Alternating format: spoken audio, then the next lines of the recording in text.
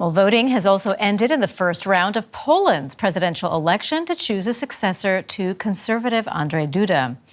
Exit polls show that frontrunner Rafal Trzaskowski, the liberal mayor of Warsaw, and right-wing historian Karol Nawrocki are safely through to a runoff election on June 1st. Foreign policy dominated the campaign, including the war in Ukraine and its consequences for Poland. The post of president there is largely ceremonial, but it does come with a powerful right of veto. And DW Brussels bureau chief Alexandra from Nahmen spent the day in Warsaw covering the presidential election. Alexandra, Hi. Good to see you. So what's the latest you can tell us about the results? Well, we have to say that it was a very close race with the front runner in slightly advance. He is slightly ahead in this first round of the presidential election. However, Mr. Trzaskowski, the liberal mayor of Warsaw, already acknowledged in his speech after the first poll was published that it was a very tight race. His main opponent, the conservative right-wing historian Mr. Nawrocki, also addressed his supporters, saying that he has a chance to win this race because the race is so close. They will face each other in the second round, and for sure nothing is certain right now when we look at the first exit polls, and this is actually very surprising that the race so far has been so close, so tight. And what were the main issues that voters were thinking about when voting today?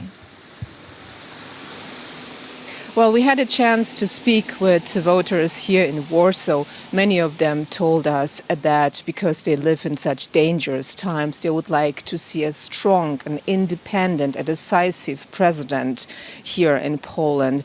One voter told us that he would like to see a president who is not blocking all the new legislations that the government is proposing. That is the case, or has been the case, under the incumbent president.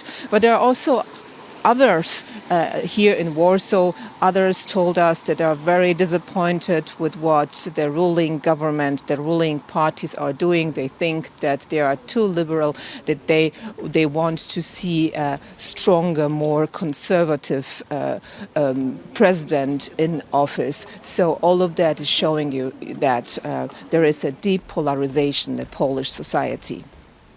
Well, you mentioned it. After 2 years of tensions, we can call them, between the outgoing conservative President Duda and Prime Minister Donald Tusk, who was very much reform-minded, could this election somehow mark a turning point?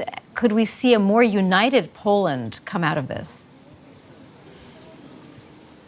Well, so far, the first round of the presidential election is showing us that the country is still very much divided, polarized. Of course, if the candidate of the government, Rafal Trzaskowski, wins the second round, we will have both the prime minister and the president belonging to the same party. So it will make it much easier for the government to live up to the promises that they made when they were elected. They will be able to introduce legislation such as, for instance, a more liberal abortion legislation. But it doesn't mean that they will be supported by the whole nation, because this first round of the presidential election has shown us that there are many people in Poland who are not satisfied with what the government and the parties governing Poland are doing. Thank you so much for that, Alexandra. That was DW's Brussels bureau chief, Alexandra from Nahmen in Warsaw for us. Thank you.